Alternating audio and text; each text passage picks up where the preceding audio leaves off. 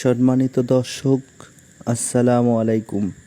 দেশ ও প্রবাস থেকে যে যেখান থেকে আমার এই প্রতিবেদনটি দেখতেছেন, আমি মোহাম্মদ রাজু ইসলাম।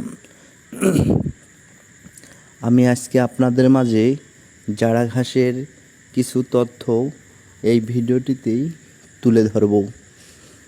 আপনারা এই ভিডিওটি দেখার জন্য অনুরোধ রইল।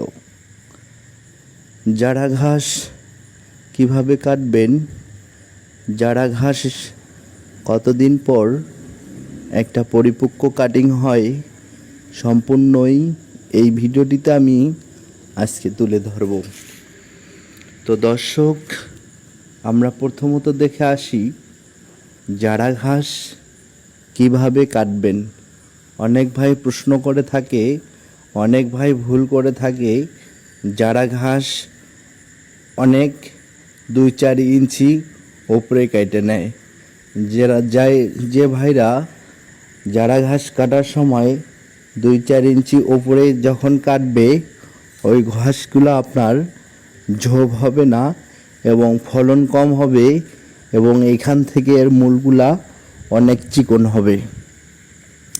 আর আপনারা যদি জারা ঘাস একবারে মাটি থেকে গোড়া পর্যন্ত কেটে নিতে পারেন, ওইখান থেকে আপনার ঝোপ আকারের সৃষ্টি হবে এবং এই কাণ্ডগুলা অনেক মোটা হবে।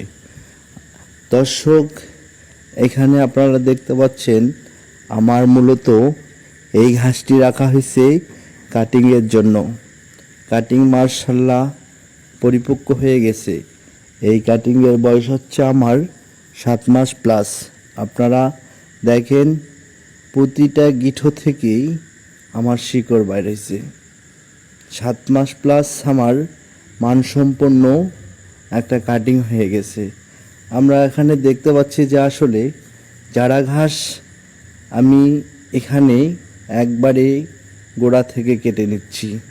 আপনারাও চাইলে আমার মতো করে আপনার জারা ঘাস যখন আপনারা গরুর জন্য খাওয়ানোর জন্য আপনারা কাটবেন, তখন আপনারা একবারেই গোড়া থেকে কাটবেন।